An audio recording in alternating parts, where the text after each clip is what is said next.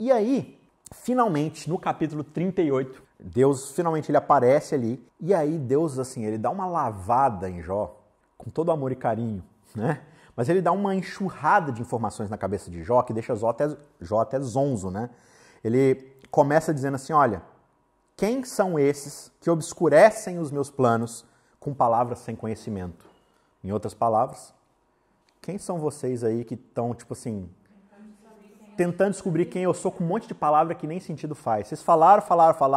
Não, mas olha, baseado nesse silogismo, dessa premissa, esse paradoxo aqui, vocês estão falando? Paradoxo, essa palavra nem existe, né?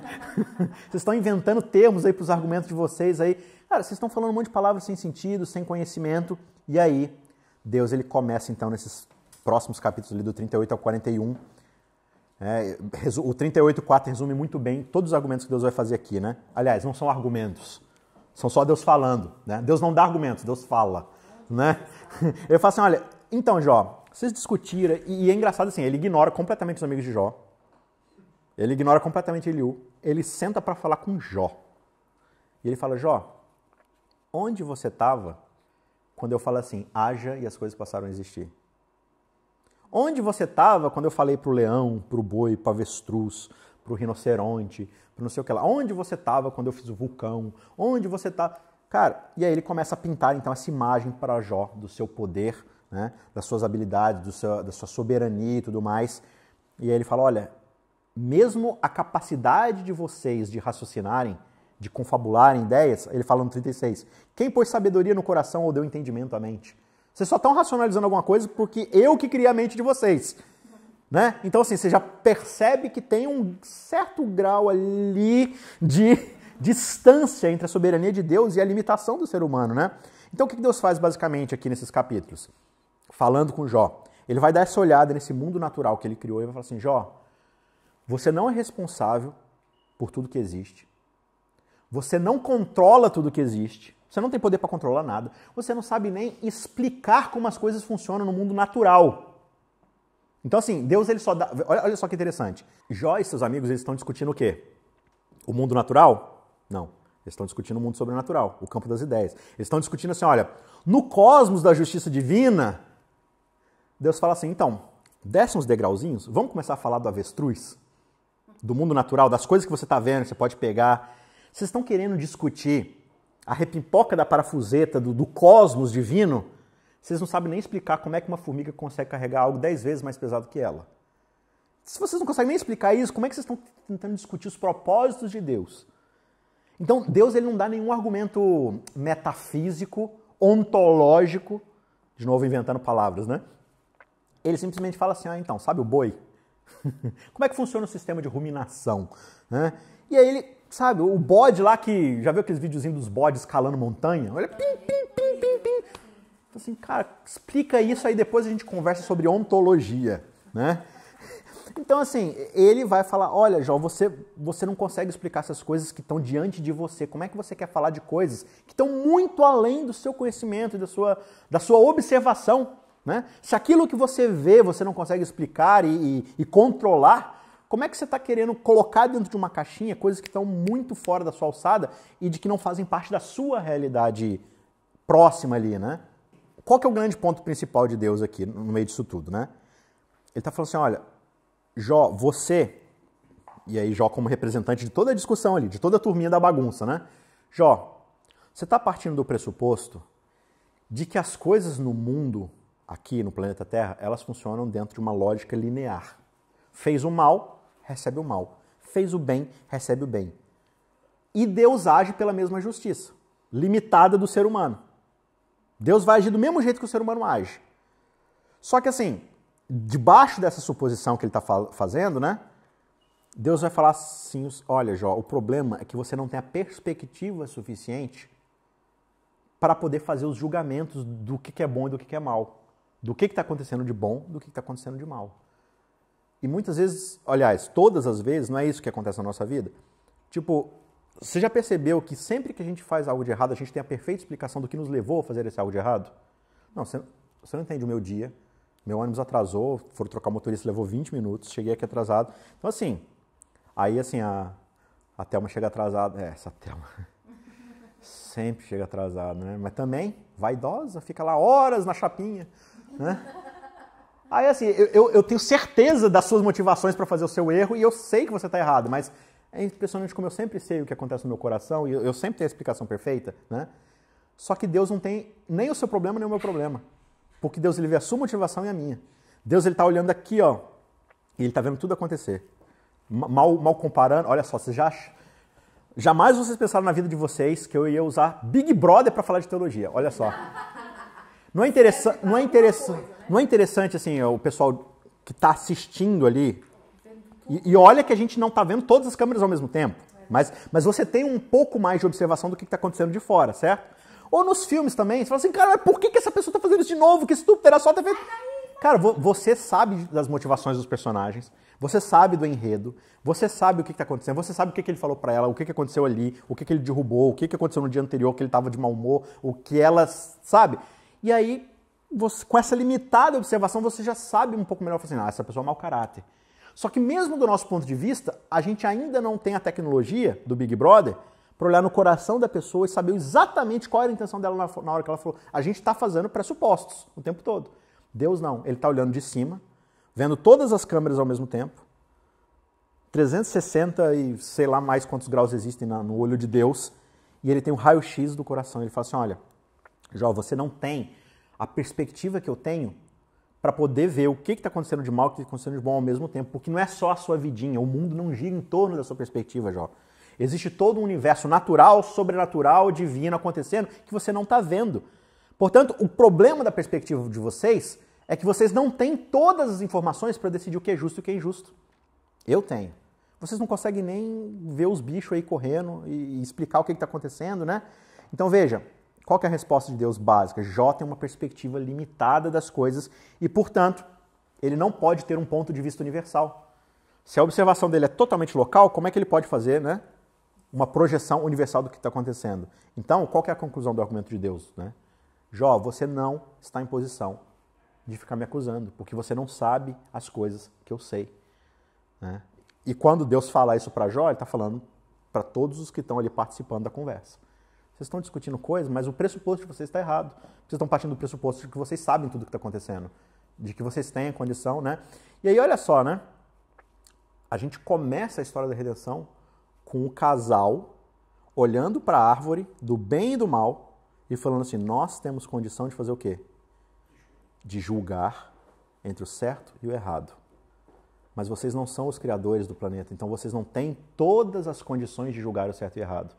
O que é o pecado entrando no planeta Terra? É o ser humano tomando para si a prerrogativa de decidir o bem e o mal sem ter a condição da onisciência divina para poder saber tudo o que está acontecendo, para poder fazer essa escolha. Né? E não são eles que falam haja e a coisa passa a existir. Portanto, como é que eles querem falar isso é certo, isso é errado? Isso é bom, isso é mal? Então o ser humano, a gente já está aqui na história de Jó, lá na frente na história, e parece que o ciclo é o mesmo na história. A gente cai no pressuposto de que eu tenho condição e esclarecimento suficiente para explicar as motivações de Deus. Para ser o Deus suficiente. Você já assistiu aquele filme Todo-Poderoso, do Jim Carrey? Já. Né? Tipo, a princípio parece meio blasfêmio o filme, mas ele tem um ponto muito interessante, né? O personagem fica reclamando de Deus. Não, Deus, ele, né? Não sei o que lá. Se eu fosse Deus, aí Deus aparece e fala assim, então você vai ser Deus da sua cidade, do seu município aqui, vou te dar os meus poderes, né, dentro de uma limitação aqui, você vai ser Deus dentro desse município aqui. Dá 3 dias o cara já está fazendo besteira já. Né? Mas por quê? Porque ele recebe, digamos assim, entre aspas, a onipotência divina, mas não a onisciência. Então assim, você vai ser Deus dentro da sua perspectiva. Cara, ele começa, né, fora que assim, ele só age em favor próprio e tudo mais. Aí quando ele resolve, né, ele fica meio preguiçoso lá, aí começa o caos. Começa a fazer tudo desordenado. Ele fala assim, não, todo mundo agora vai comer um biscoito recheado e vai perder 20 quilos. Aí eu falo assim, qual que é a lógica, né? Pessoas obesas comem biscoito recheado, logo elas precisam emagrecer, porque ele ouve uma oração, né? Eu queria... Aí ele começa a perceber que tem gente morrendo de inanição porque só tinha um biscoito para comer. Aí eu falo assim, cara, você tá vendo uma perspectiva e você acha que, né? Então é esse o problema que a gente fica fazendo. Por quê? Porque a gente não está na posição de decidir as coisas como Deus está. Por isso a gente tem que deixar isso para Ele. Esse é o ponto que Deus está fazendo aqui, basicamente, né? Será que alguém que usa de censuras, né? Tipo, que alguém que está com vendas nos olhos, pode discutir com o Todo-Poderoso? Alguém que não consegue nem ver o que está acontecendo nas suas costas, consegue discutir o que está acontecendo no universo, qual a resposta a isso aquele que critica a Deus vai dar, né? Então veja, Jó, o mundo é mais complexo do que você pensa, as coisas não são lineares como você pensa, né? E aí ele fala no verso 4, eu sou indigno, o que eu poderia te responder? Vou colocar a mão sobre a minha boca, uma vez eu falei e não direi mais nada. Aliás, 2 vezes, porém, eu não vou prosseguir.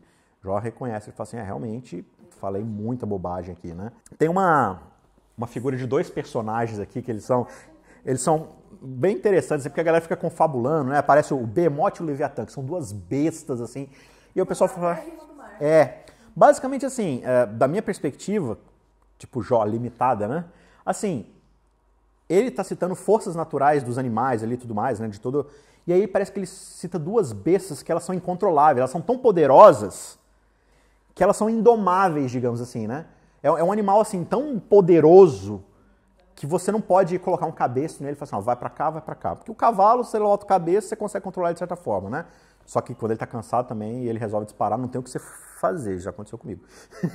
Então assim, você pega 2 bestas assim, Jó, você não consegue controlar isso. Você não consegue nem conter os danos dessa criatura. Sabe quem consegue? Quem criou elas, quem as criou, né? Então assim, toda essa desordem, perigo do potencial desordenado da criação, por quê? Porque houve uma desconexão com os planos de Deus, eu estou controlando tudo. E assim, você está tentando explicar o que está acontecendo, sendo que você não consegue nem controlar os danos de um animal como esse. Então assim, no mundo de Deus aqui, por mais que ele tenha criado as coisas de forma boa, organizada, bonita, por causa do pecado tudo se tornou o quê? Imperfeito, selvagem, perigoso. E a gente, nesse mundo natural, de toda essa potência, a gente não... Né? Se você não consegue, então, controlar isso, como é que você vai querer controlar os argumentos do sofrimento, que é uma coisa, assim, global e universal? Você não pode, né? O verso 8, ele diz, será que você está querendo anular a minha justiça ou vai me condenar para se justificar? E aí Deus dá aquele puxão de orelhinha em Jó. Jó, tá tudo certo, né? Você tem todo o direito de reclamar, de achar que você sofreu além da conta, mas, né? Não vai me condenar para se justificar. Você tem um braço tão forte quanto o braço de Deus? Você consegue domar os ventos? Você consegue controlar as bestas? Você pode trovejar com a voz como ele troveja, né? Aí a gente lembra lá da história do Êxodo, né? Do Sinai, né? Deus falou assim, então, eu queria falar uma coisa para você. Moisés, vai lá, senão a gente vai morrer, né? Deus fala e para eles é como um trovão, né? Isso porque o texto vai falar que Deus tá cochichando, né? Minha cabeça vai explodir, né? Porque Deus está trovejando. Então, assim, Deus ele se escondendo assim atrás de um negocinho pra gente é insuportável, né? Então ele está falando assim, será que você consegue falar tão alto quanto Deus? Aí ele fala assim, adorne-se então da excelência e da grandeza e vista-se de majestade e glória, aí senta aqui no meu trono e governa no meu lugar, né? Vista-se de todos os meus atributos. Senhor, mas eu não tenho esses atributos. Então, né? Aí é por isso que isso está acontecendo. Então, derrame as torrentes da sua ira, olhe para os orgulhosos e humilhos. Então, todo esse poema de Deus ali é para colocar Jó no seu devido lugar. Jó, você não tem a condição de fazer os julgamentos que eu tenho. E aí, então, Jó, ele fala, olha, eu passei dos limites, eu me arrependo, sabe? Só que é interessante que Deus fala assim, olha, Jó falou corretamente ao meu respeito. Porque, na verdade, em momento algum, Jó acusa Deus. É meio que uma mensagem universal também, de que a gente se coloque no lugar de Jó, e fala assim, Jó, eu vou falar com você para todo mundo ouvir. Sabe, a professora na classe, vou falar para você, mas toda a classe escutando aqui, Vocês ficam aí se colocando no papel de querer julgar Deus, de querer entender como a mente de Deus funciona, né? Mas aí no final Deus vai falar assim, olha, Jó falou corretamente ao meu respeito. Qual que era o argumento constante de Jó? Eu não fiz nada, mas quem sou eu para falar de Deus? Então assim, Deus vai ter que vir aqui se explicar, porque eu não tenho condição de explicar. E o que os outros passam o livro inteiro falando? Não, Deus age assim, porque na verdade isso aqui. E a gente nem entrou ainda em quais são os argumentos mais profundos do que os amigos de Jó estão argumentando. Que a gente vai ver mais tarde uma grande ironia. Mas olha só, ele vira para os amigos de Jó e fala o quê? Vocês 3 não falaram corretamente sobre mim. E aqui está um ponto bem importante, assim, quando a gente fala de estudar a Bíblia, né? Olha só que interessante, a gente passa, se você considera um capítulo para cada amigo em 3 ciclos, você tem 9 capítulos de Jó. Se você ler qualquer um desses capítulos sem a história, não é que você não entende nada. Você toma como verdade, porque está na Bíblia. Sim, exatamente. Então, basicamente assim, você passa 9 capítulos falando assim, olha, o pecador, ele peca, assim, ele vai sofrer por causa que ele cometeu um pecado. Deus, ele sempre faz isso e baseia você. É isso mesmo. Não, Deus é não sei o que lá. Muito verdade, está na Bíblia. Aí no final do... sobre isso, né? Exato. E aí chega no final do livro e fala assim, ó, então, esses 9 capítulos aí, ó, tudo mentira sobre mim. Aí você, Então, você entende como é importante a gente observar o contexto das coisas? Porque basicamente você lê 1/3 quase do livro e Deus no final fala, é tudo mentira. Ela fala assim, puxa, mas eu acabei de preparar um sermão sobre isso. Eu falei assim, não, então, mas esse argumento sobre mim não é verdade. Então, você tem que olhar o todo da história, porque sem o todo da história, qual que é o ponto de Jó aqui? Você precisa do todo para chegar às conclusões, né? E aí a gente, no micro do micro, a gente não tem condição de ler 42 capítulos para entender a história. A gente já quer fazer confabulações sobre, né, o todo da coisa. E aí Deus honra a Ló, ele honra a sua honestidade, ele honra a sua luta ali, as suas orações e tudo mais. Mas assim, o ponto até aqui é que a gente tem essa tendência, né, de assumir que a gente tem nível, que a gente tem compreensão, que a gente tem o direito de entender por que Deus está agindo assim, por que eu estou sofrendo. E o grande ponto de Jó é, nós não temos todos os fatos, mas nós temos um Deus que tem todos os fatos e ele é poderoso o suficiente para fazer aquilo que ele acha correto, né? Os amigos de Jó não sabem por que Jó sofreu, eles não conseguem chegar a uma conclusão plausível. Jó não entende porque ele está sofrendo e a gente só entende porque Jó está sofrendo porque a gente tem Jó 1 e 2. Porque a gente lê a história e a revelação divina contou pra gente o que aconteceu no pano de fundo. Sem isso, a gente também estaria fazendo teoria até agora sobre o que Jó fez ou deixou de fazer. Com a história a gente já fica tentando explicar, né? O que a gente já vê também, às vezes, de história sobre Jó, não, mas vê, aí faz aplicações assim que não tem nada a ver com o ponto central do que Jó está passando, né? Então, a grande questão aqui é, a gente precisa, sem todos os fatos, confiar naquele que tem todos os fatos. Então, se a gente não consegue as respostas que a gente quer, como é que a gente pode, então, confiar em Deus? E aí entra o papel da fé. Porque a fé ela existe simplesmente porque às vezes vai faltar compreensão pra gente. Se eu preciso de compreensão de todas as coisas para ter fé, então a fé é inútil. Para que eu vou, né, precisar de fé se eu já tenho todos os fatos? Só que se, né, eu insistir que eu só vou me relacionar e confiar em Deus se eu tiver todas as questões, então aí eu já não tenho confiança nesse Deus. Porque se eu preciso de todos os fatos, então eu não preciso de Deus. Eu não preciso de um juiz soberano sobre a minha vida julgando todas as coisas. Então, eu preciso aprender a confiar. E aí a história termina com a reversão de toda a sina, mas não existe nenhuma explicação sobre o que acabou de acontecer. Deus apareceu, agora a resposta vem. Aí Deus derrama um caminhão de informação na cabeça de Jó e vai embora. Aí você fala assim, caramba. Então, Jó, depois que você conseguir processar tudo isso, aí, né, tipo... Aí Jó morreu já, porque era muita coisa para processar, né? Enfim... Mas o livro, ele não se trata de entender por que as coisas acontecem. Ele simplesmente diz, olha, às vezes você entende, mas só às vezes. Às vezes você vai entender o que vai acontecer, às vezes você não vai. Você está ok com não entender por que as coisas estão acontecendo? Jó estava de boa, né, em não entender tudo que estava acontecendo, mas em confiar em Deus. E aí a gente vai para o último ponto aqui. Nós sempre podemos confiar. E esse é o ponto principal que a história quer conduzir, às vezes, a gente aqui, né? Jó entende que Deus está sendo injusto com ele e tudo mais, só que ele não está numa posição ali para poder avaliar tudo isso, né? E aí ele fala, eu quero uma explicação. E Deus não dá uma explicação para ele. Em vez disso, Deus fala, confia em mim. Confia em mim, e isso deve bastar para você, né? Então, ao invés de uma explicação para o problema do sofrimento, o livro de Jó exibe o poder de Deus.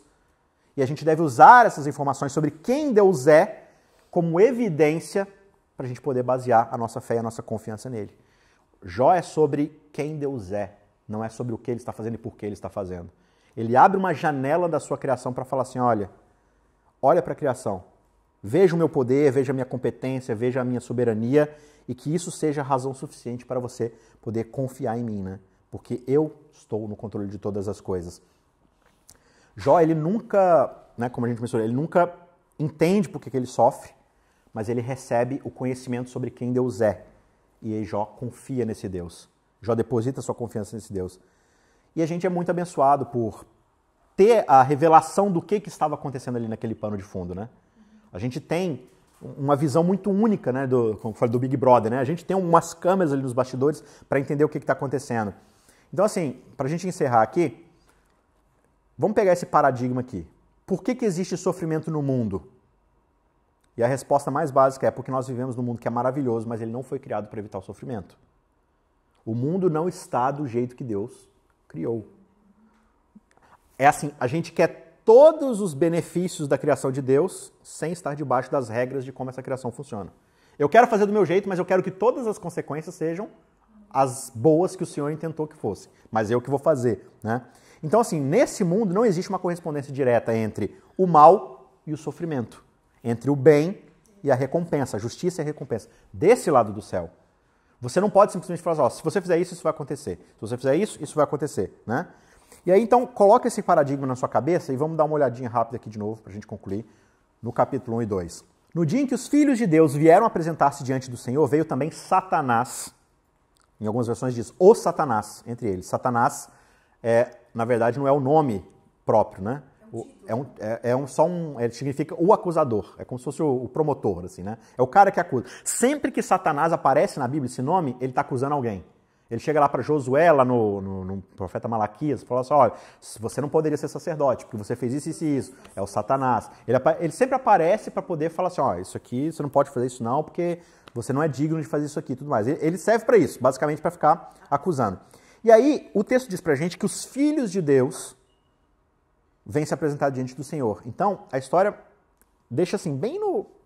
né? Aí, se a gente for especular demais também, mas basicamente diz assim, olha, tem digamos assim, um senado que se assenta ao redor do trono de Deus, onde Deus presta contas do seu reinado.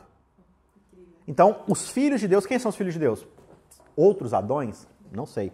Mas o que dá a entender é o seguinte, tem uma assembleia acontecendo, um julgamento, Deus está prestando contas de quem ele é, do que ele está fazendo, e aí Satanás se julga no direito de representar a terra.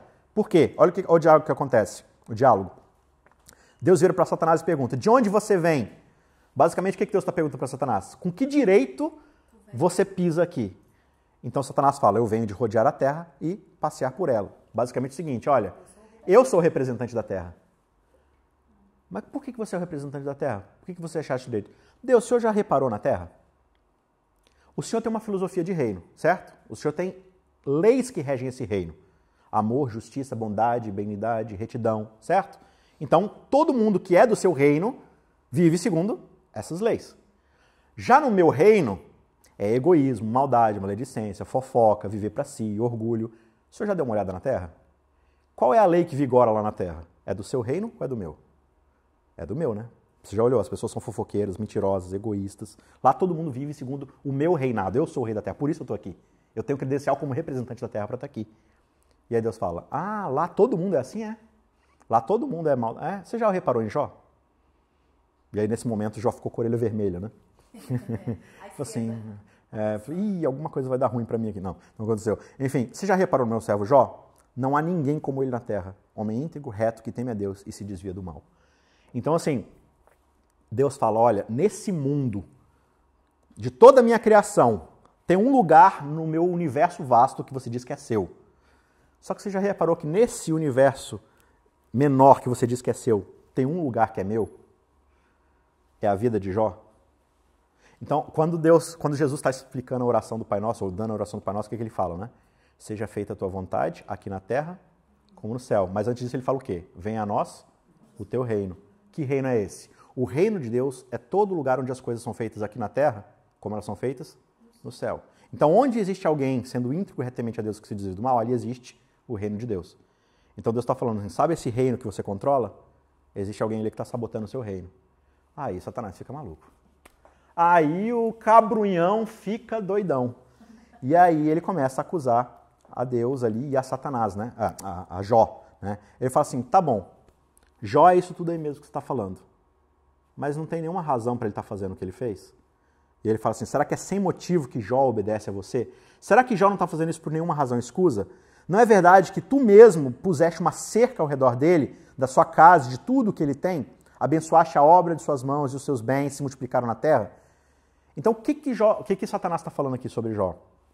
Jó só serve a Deus por razões egoístas.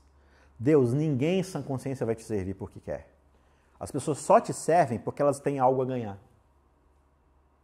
Se elas não tiverem nada para ganhar lá na terra, elas vão me servir. Porque basicamente não é... Então assim, mesmo as pessoas que te obedecem, elas te obedecem pelas razões do meu reino, que é o egoísmo. Mesmo as pessoas que seguem a sua filosofia, elas só seguem a sua filosofia por causa das minhas razões, que é eu viver para si mesmo e ter o melhor benefício possível. Então, por mais boas que sejam as ações de Jó, as motivações por trás delas são impuras. Logo, Jó é pecador. E aí, a grande proposta que Satanás faz para Deus é: será que Jó te serviria da mesma forma se você tirasse tudo dele? E aí, acontece o que acontece, né? E aí, a grande questão é que Satanás, e aí lembra do paradigma que a gente viu, né? Satanás está relacionando a obediência e o desejo de agradar a Deus, está sendo relacionado com o quê? Com o que Deus dá em troca. Então, qual que é o paradigma que orienta a visão dos amigos de Jó e de toda a discussão? O bom é recompensado pelo melhor, o mal é recompensado pelo pior. Essa é a relação básica. Então, Satanás está falando assim, olha, as pessoas só te servem porque elas sabem que se elas fizeram bem, elas vão ser recompensadas. Se elas fizeram mal, elas vão ser castigadas. Se não tivesse esse paradigma, ninguém ia te servir em sã consciência. A acusação de Satanás desde o começo do governo de Deus é: o Senhor não é justo. Se houvesse a possibilidade de alguém no seu universo pudesse fazer a sua própria vontade, ninguém ia te servir. Aí Deus falou assim, mas todos são livres para fazer o que bem entenderem. Não, mas não é bem assim. As pessoas vão lá e se fizer alguma coisa, o Senhor vai chamar um raio na cabeça delas e elas são destruídas. Aí começa a história de Adão e Eva. Deus falando assim, olha, eu vou deixar 6.000 anos de história acontecer para todo o universo assistir. Todos os filhos de Deus que estão sentados aqui nesse Senado, eles vão assistir essa história e vão falar assim, cara, até onde Deus vai deixar isso acontecer? A gente já entendeu. Se alguém na criação de Deus for deixado a viver do seu próprio jeito, aí a gente faz um monte de porcaria, aí um monte de sofrimento acontece e a gente fala assim, mas por que Deus está deixando isso acontecer? Né? Aí Deus fala assim, você quer que isso acabe? Quero. Aí ele faz assim, aí acaba todo mundo. Porque nós somos responsáveis pelo sofrimento de alguma forma, né? Então, assim, é interessante que, corretamente, Satanás enxerga isso como um problema. Olha, se as pessoas te servirem por causa dos próprios interesses egoístas, isso não é adoração. Isso é o quê? Barganha. Se alguém diz que ama alguém só pelo que essa pessoa tem a pagar de volta, isso é uma negociação. Agora, olha que ironia. Meio que implicitamente esse é o argumento dos amigos de Jó. Jó, se você pecou, se você está sofrendo, é que Deus está te castigando porque você não obedeceu. Se você fosse justo, Deus estaria o quê? Comprando de volta a sua obediência. No final, o argumento dos amigos de Jó é esse. Por isso que Deus fala, os amigos de Jó não falaram corretamente sobre mim. Por quê? Porque eles estavam falando que eu opero pela base da barganha. Eu compro a fidelidade dos meus súditos. Eles não me obedecem pelos princípios do meu reino. Eles me obedecem pelo que eu tenho para oferecer em troca. Né? Aí, no verso seguinte, Deus vai mostrar que a motivação de Jó não era egoísta. E aí ele permite, então, que Jó perca todas as coisas. Ele diz, você pode fazer o que quiser com tudo o que ele tem. Só não estenda sua mão contra ele. Né? Deus, ele conhece o caráter de Jó, porque Deus sabe tudo. Ele vê o coração, né? E aí ele sabe, então, que Satanás estava falando uma coisa absolutamente falsa sobre Jó e correlacionadamente sobre o próprio Deus. Na verdade, Satanás não estava preocupado com Jó. Jó era só um argumento para Satanás acusar quem? Quem ele sempre acusa? O governante. Né? Só que assim, olha, Jó é um argumento para eu te mostrar, diante de todos os filhos de Deus aqui do universo, que as coisas não são assim. Né? Você reparou no meu servo Jó? Ele ainda conserva a sua integridade, embora, e aqui é o ponto que eu falei no começo, né? Embora você tenha me incitado contra ele para eu destruí-lo sem motivo. Então Deus assume o quê? Que ele que está causando tudo na vida de Jó. Mas por que eu estou fazendo todo esse sofrimento na vida de Jó? Porque você me incitou a fazer isso. Você me, digamos assim, forçou minha mão para usar Jó como argumento. É claro que Deus, desde o começo, né?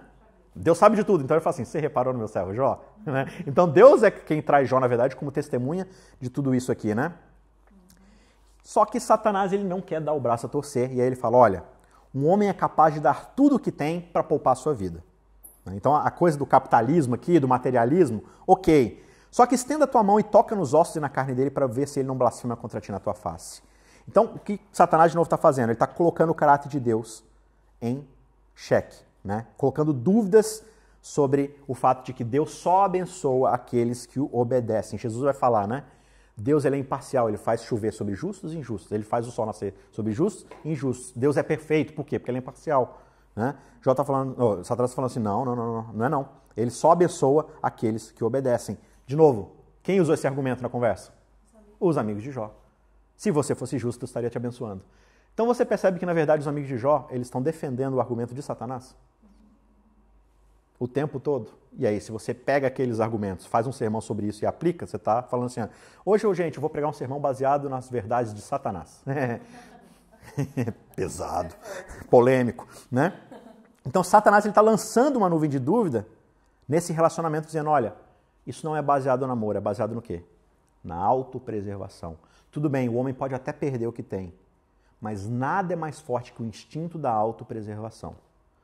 Pela autopreservação, o homem é capaz de falar o seguinte, não fui eu, foi a mulher que tu me destes. Para se salvar, entendeu? Não existe essa de ossos dos meus ossos e carne da minha carne, foi a mulher. Isso é autopreservação no seu estado mais puro. Então assim, olha, ameaça a vida de Jó, aí a gente vai ver de fato se ele te obedece ou não, porque aí qual que é a razão de te obedecer se ele não vai nem viver, né? E aí a gente entende então a introdução problemática do que vai acontecer no restante do livro. Ele vai sofrer, a sua saúde vai pro beleléu, ele vai chegar muito perto de morrer e tudo mais. E em tudo isso, Jó não amaldiçoa a Deus, né?